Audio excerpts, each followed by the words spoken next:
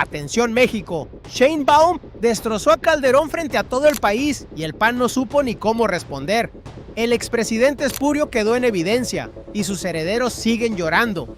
Lo que Claudia Sheinbaum reveló esta mañana no es un ataque político a un expresidente, es una sentencia histórica y tiene consecuencias que los noticieros corporativos no van a explicarte esta noche. Sheinbaum trazó hoy con nombres y apellidos la línea exacta donde México dejó de ser soberano y el momento preciso en que decidió serlo de nuevo. No habló de política electoral, habló de traición institucional documentada, habló de un presidente que llegó sin votos y que pagó su permanencia en el poder con algo que no era suyo. Pagó con la soberanía de todos los mexicanos. Lo que Calderón le entregó a Washington no fue cooperación, fue el precio de su propia supervivencia política y lo pagó con algo que no era suyo. Eso es lo que los medios del viejo régimen no van a titular esta noche. Pero hay algo más, algo que Sheinbaum plantó en esa conferencia y que tiene implicaciones que van mucho más allá de Felipe Calderón. Porque la pregunta que nadie en los medios corporativos se está haciendo esta tarde es la siguiente. ¿Cuántas de esas puertas que Calderón abrió a las agencias extranjeras nunca fueron cerradas? ¿Cuántos de esos acuerdos siguen vigentes hoy, firmados en secreto, sin debate en el Congreso, sin escrutinio público? Esa pregunta ya tiene respuesta en el análisis de Sheinbaum y es la que los medios no quieren publicar. Pero lo que Washington no quiere que sepas es esto. Para entender la magnitud de lo que acaba de ocurrir, hay que retroceder, no años, décadas. Durante la mayor parte del siglo XX, México construyó su identidad internacional sobre un principio que los gobiernos del PRI, con todos sus defectos, supieron defender con consistencia. La no intervención era el escudo diplomático del país, era lo que permitía que México tuviera relaciones con Cuba cuando Washington la tenía bloqueada, lo que permitía que México recibiera a los exiliados de las dictaduras latinoamericanas mientras Estados Unidos las financiaba. No era virtud ideológica pura, era geopolítica inteligente. México sabía que su vecindad con la potencia más poderosa del mundo lo hacía vulnerable y su única defensa estructural era el derecho internacional y la coherencia doctrinal.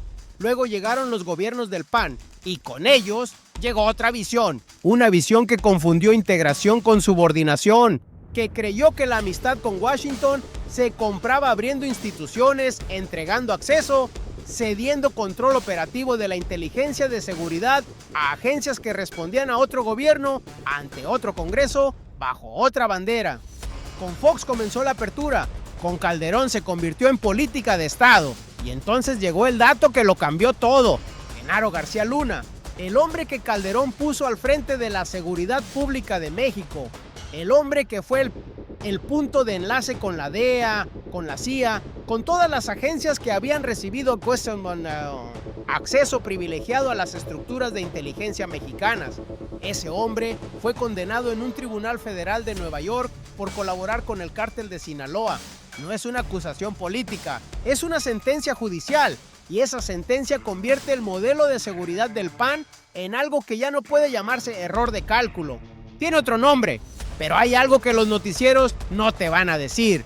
Lo que Sheinbaum hizo hoy no fue solo señalar el pasado, fue construir el argumento jurídico, histórico y moral que hace imposible, políticamente imposible, que cualquier gobierno futuro de México vuelva a abrir esas puertas sin pagar un costo político devastador. Eso es lo que cambió hoy. Y aquí es donde el tablero se complica para sus adversarios. Se equivocaron de forma catastrófica, pero no de golpe. Lo hicieron en 3 pasos, 3 decisiones que en su momento parecían brillantes, 3 movimientos que en retrospectiva construyeron, ladrillo por ladrillo, su propia destrucción. El primero ocurrió en julio de 2006. Las urnas habían cerrado, los números eran disputados, el país estaba partido y Felipe Calderón enfrentó la decisión más importante de su vida política: reconocer la crisis de legitimidad y buscar un acuerdo nacional, o instalarse en el poder y construir después la narrativa que justificara su gobierno. Eligió la segunda, pareció inteligente, le permitió llegar a Los Pinos antes de que el movimiento de resistencia encontrara su techo. Le dio la silla, el protocolo, la banda presidencial. Pero lo que Calderón no calculó era que esa decisión acababa de convertir cada uno de sus actos de gobierno en una transacción, no en un mandato. Sin legitimidad popular, gobernar cuesta, y alguien tiene que pagar la factura. El primer error le entregó el poder, el segundo determinó con qué lo iba a pagar. Ese segundo error lo cometió en los primeros 18 meses de su gobierno. Para construir la legitimidad que las urnas no le habían dado, Calderón necesitaba una narrativa de liderazgo que ningún opositor pudiera disputar. Eligió la guerra contra el narcotráfico. Pareció inteligente, le dio portadas, cobertura internacional, respaldo de Washington. De pronto, el presidente cuestionado se convertía en el comandante en jefe que enfrentaba al crimen organizado con las Fuerzas Armadas. Y para sostener esa guerra, necesitaba aliados con recursos, con inteligencia, con capacidad operativa que el gobierno mexicano no tenía. Abrió las puertas a la DEA, a la CIA, a las agencias de Estados Unidos que por décadas habían buscado ese acceso y que durante los gobiernos del PRI habían encontrado una pared de soberanía institucional. Lo que Calderón no calculó era que al entregar el control operativo de la inteligencia de seguridad a agencias que respondían ante otro gobierno, perdía la capacidad de supervisar a sus propios funcionarios. Puso a Genaro García Luna al frente de todo, y García Luna se convirtió en el único puente entre México y Washington. Un puente que nadie auditó, un puente que nadie supervisó, un puente que, según la sentencia de un tribunal federal de Nueva York, cobraba peaje a ambos lados. Pero hay algo que los noticieros no te van a decir. El tercer error fue el más costoso y fue el más prolongado. Durante 6 años completos, Calderón mantuvo a García Luna en su puesto, no porque no hubiera señales, las había, sino porque García Luna era el único activo que le garantizaba la relación con Washington. Removerlo habría roto el único mecanismo de legitimidad internacional que Calderón tenía. Pareció inteligente mantener la estabilidad de la relación bilateral, no generar ruido, no interrumpir la cooperación. Lo que Calderón no calculó era que esa lealtad táctica estaba convirtiendo a su gobierno en cómplice estructural de lo que decía combatir. Años después, en un tribunal de Brooklyn, fiscales federales estadounidenses presentaron pruebas de que García Luna recibió millones de dólares del cártel de Sinaloa. El secretario de Seguridad de México, el hombre que Calderón eligió, que protegió, que mantuvo. Ese tercer error fue lo último que calcularon mal, porque para entonces Sheinbaum ya tenía el tablero rediseñado. Mientras el viejo régimen creía que el tema Calderón era historia cerrada, Sheinbaum construía. No en los medios, no en las redes, no en el espacio donde el ruido político convencional se produce, en silencio, con precisión, con la metodología de alguien que antes de hablar ya sabe exactamente qué va a decir, por qué lo va a decir y qué consecuencia institucional va a generar cada palabra. Sheinbaum no reaccionó, diseñó, no improvisó, ejecutó. El primer movimiento fue con el contexto de coyuntura. Las declaraciones de hoy no ocurren en el vacío. Ocurren días después de que Andrés Manuel López Beltrán denunció una posible injerencia política de Estados Unidos tras la revocación de su visa. Un movimiento de Washington que buscaba enviar una señal al gobierno mexicano. Una señal que Sheinbaum recibió, procesó y decidió responder. Pero no en los términos que Washington esperaba. En lugar de responder al caso específico, Sheinbaum elevó la discusión. Llevó el debate desde una visa revocada hasta la pregunta estructural. ¿Cuál ha sido históricamente la relación entre México y las agencias estadounidenses? ¿Quién la construyó? ¿Bajo qué condiciones? ¿A qué costo? Eso es lo que hacen los estrategas. No responden la pregunta que el adversario formula, reformulan la pregunta. El segundo movimiento fue la selección del caso. Sheinbaum no eligió a Fox para el argumento central, eligió a Calderón. Y esa elección no es aleatoria. Calderón es el único expresidente mexicano cuyo secretario de Seguridad tiene una condena federal en Estados Unidos por colaborar con el narcotráfico. Eso convierte el argumento de Sheinbaum en algo que ningún medio puede desmentir.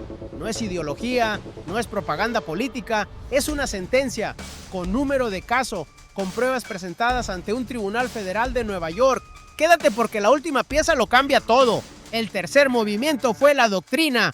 Sheinbaum no solo habló de Calderón, construyó el principio que va a gobernar la relación de México con cualquier potencia extranjera durante lo que resta de su gobierno y potencialmente más allá. México es un país libre, independiente y soberano.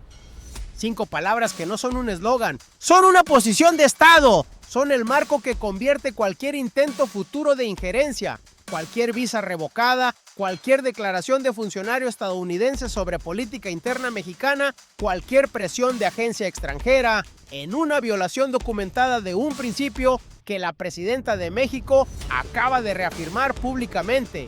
Mientras los medios corporativos cubrían la conferencia como un episodio de confrontación política entre Sheinbaum y el fantasma de Calderón, la presidenta estaba haciendo algo completamente distinto. Estaba cerrando el cerco. El golpe aterrizó. Y las reacciones lo confirmaron. Los voceros del PAN salieron a defender a Calderón con el único argumento que tienen disponible: que las declaraciones de Sheinbaum son ataques políticos, que son distracción, que son revanchismo. No dijeron que García Luna era inocente. No pueden. Hay una sentencia federal que lo impide. No dijeron que las agencias estadounidenses nunca tuvieron acceso privilegiado a las estructuras de inteligencia mexicanas.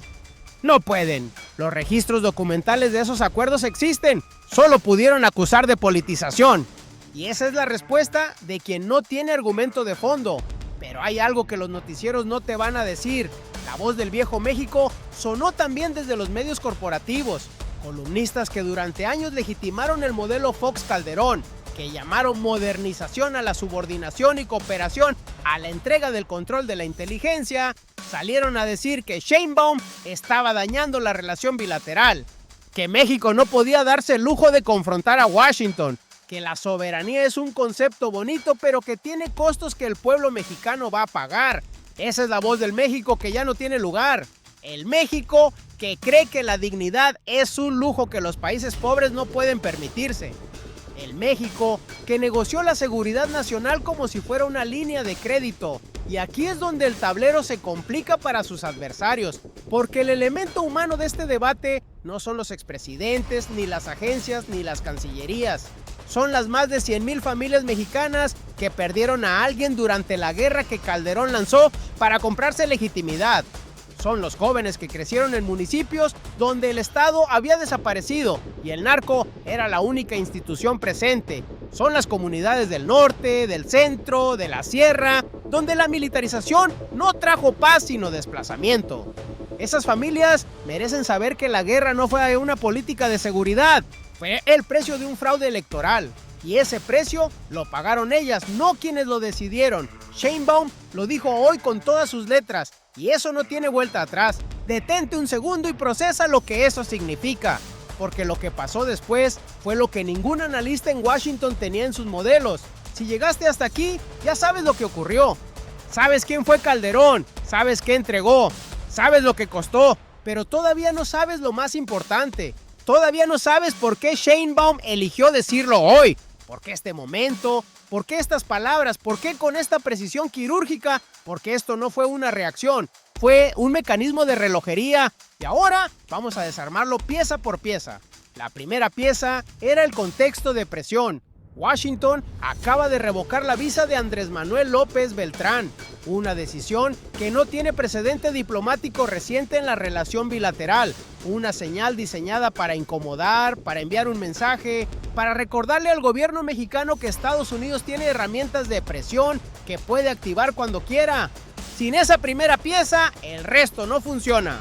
Porque Sheinbaum necesitaba un momento de presión real para justificar una respuesta de doctrina. No inventó la presión, la esperó, y cuando llegó, la convirtió en apertura.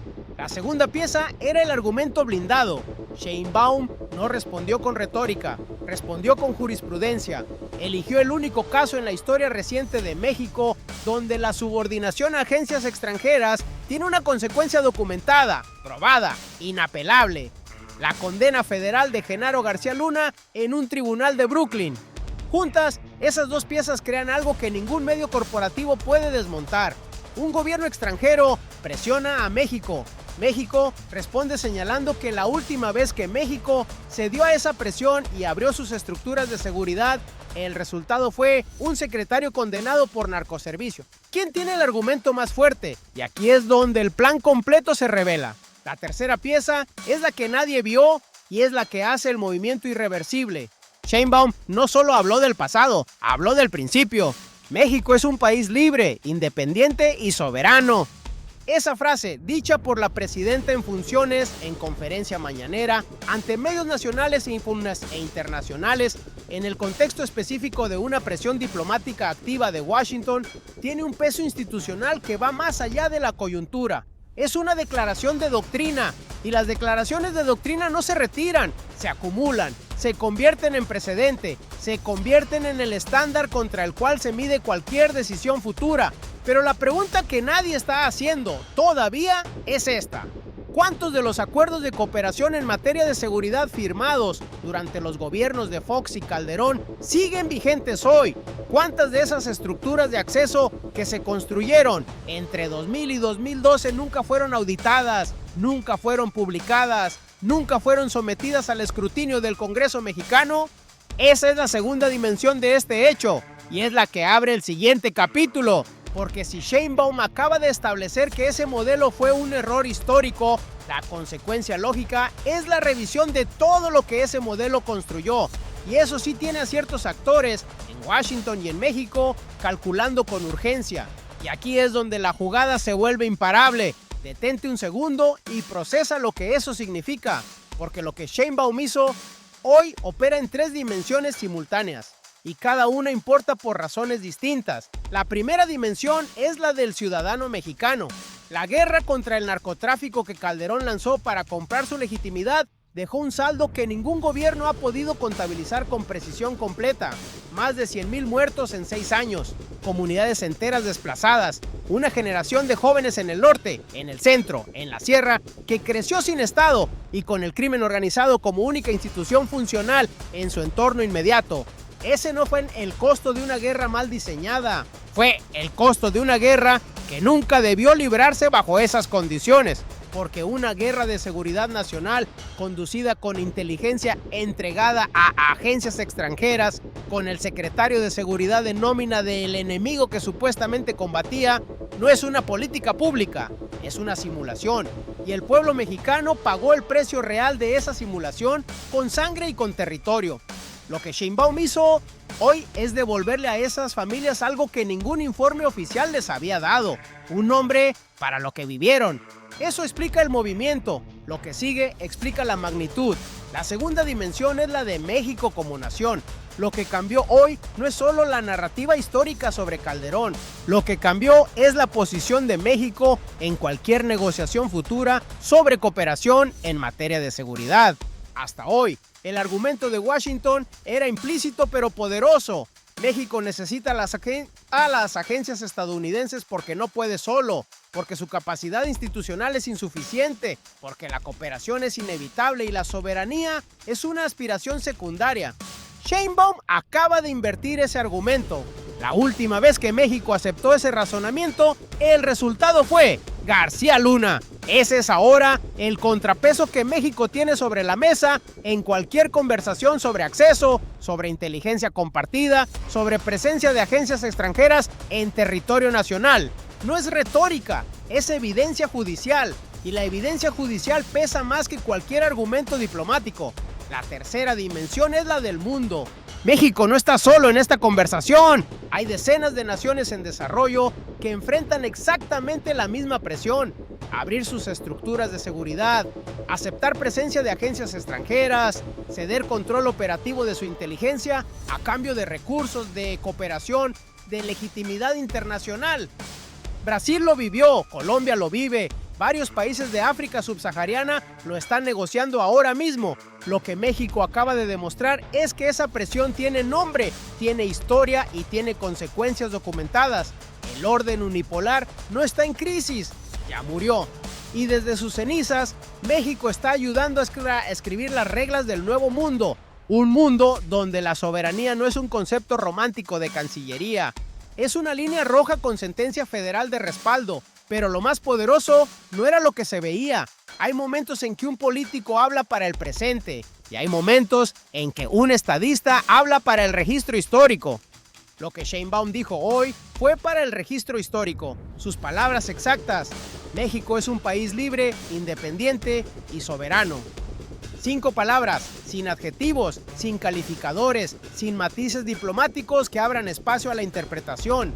Cuando dijo libre, no estaba hablando solo de independencia política formal, estaba enviando un mensaje directo a Washington. Las decisiones sobre quién entra a las estructuras de inteligencia mexicanas las toma México, no las toma ninguna agencia extranjera, ningún funcionario de otro gobierno, ninguna presión bilateral. Cuando dijo independiente, no estaba hablando del siglo XIX, estaba hablando del presente. Estaba diciéndole al PAN, a sus medios aliados, a los columnistas que esta mañana pidieron moderación y diálogo. La independencia no es negociable como condición de la relación bilateral. Es el punto de partida, no el punto de llegada. Cuando dijo soberano, cerró el argumento, porque soberanía, en el contexto de lo que Sheinbaum construyó hoy, no es una palabra abstracta, es la distancia exacta entre García Luna y cualquier futuro secretario de Seguridad de México. La declaración fue también un mensaje hacia los adversarios internos, los que esta mañana pidieron que México no confrontara a Washington, los que dijeron que la soberanía tiene costos que el pueblo no puede pagar, los que confundieron dignidad con provocación. A ellos Sheinbaum les dijo, sin decírselos directamente, algo que quedará en el registro: ustedes son los herederos ideológicos del modelo que produjo a García Luna, y ese modelo ya tiene sentencia. Esto es Sheinbaum. No improvisó, no reaccionó, diseñó, ejecutó, y cuando habló ya había ganado. Pero lo más poderoso no era lo que se veía. Lo que se construyó debajo de esas palabras es lo que viene a continuación. Hay una pregunta que Sheinbaum dejó abierta hoy, no por descuido, por diseño. La mencionó de forma oblicua, la plantó sin desarrollarla, y esa siembra tiene una razón. La pregunta es esta: ¿qué pasa con los acuerdos que siguen vigentes? Porque los gobiernos de Fox y Calderón no abrieron las puertas a las agencias estadounidenses con un gesto informal. Lo hicieron con acuerdos, con convenios de cooperación, con mecanismos institucionales que se firmaron, que se implementaron y que en muchos casos nunca fueron cancelados formalmente. Esos acuerdos existen. Algunos son públicos, muchos no lo son, y ninguno ha sido sometido al escrutinio que la doctrina soberanista que Sheinbaum acaba de reafirmar exige. Dale like si llegaste hasta aquí, porque esto apenas comienza. Porque lo que viene en las próximas semanas es la consecuencia lógica de lo que Sheinbaum sembró hoy. México llegó a este momento con una narrativa de soberanía que había sido principio de gobierno desde el inicio de la 4T. Ahora tiene algo más poderoso: un caso judicial concreto, una sentencia inapelable y una declaración presidencial que convierte ese caso en doctrina de Estado. Y lo que se viene en el contexto de la renegociación continua del TMEC, en el marco de las conversaciones sobre seguridad fronteriza, en el escenario de presiones migratorias que Washington sigue activando como herramienta de coerción, va a exigir exactamente eso: una doctrina, no improvisación, una línea roja, no negociación de principios. En el próximo análisis vamos a desmenuzar los convenios de cooperación en materia de seguridad firmados entre México y Estados Unidos durante los gobiernos del PAN, que nunca han sido auditados públicamente, porque lo que está a punto de ocurrir en la mesa de negociación bilateral va a cambiar el alcance real de la soberanía mexicana en materia de inteligencia, y vas a querer estar aquí cuando ocurra. La pregunta que nadie en los medios corporativos está respondiendo sigue siendo la misma: ¿cuántas de esas puertas siguen abiertas? Y aquí es donde la jugada se vuelve imparable. Recapitulemos lo que ocurrió hoy, porque merece ser dicho con claridad. Lo que ocurrió es que la presidenta de México se paró frente al país y nombró con documentación judicial de respaldo el momento exacto en que México dejó de ser soberano en materia de seguridad.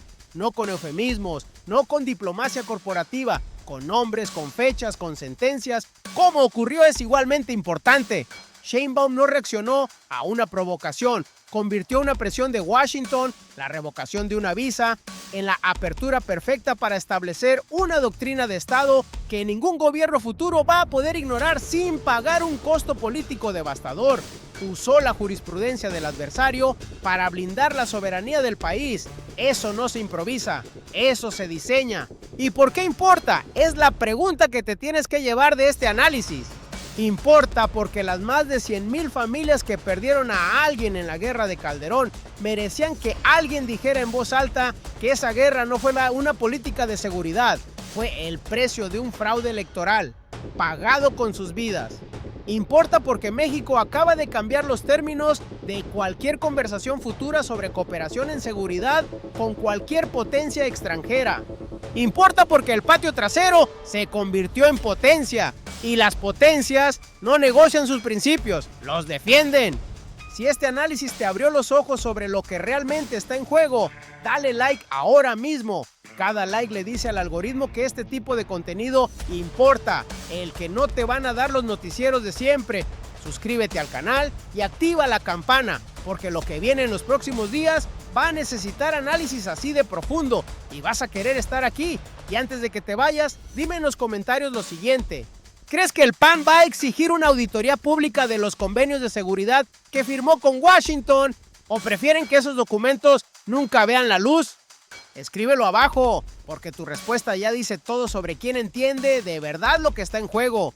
Atención, México, esta mañana no fue una conferencia de prensa, fue el momento en que la soberanía dejó de ser una promesa y se convirtió en doctrina de Estado. ¡Qué momento para estar vivos y ser testigos de esta transformación!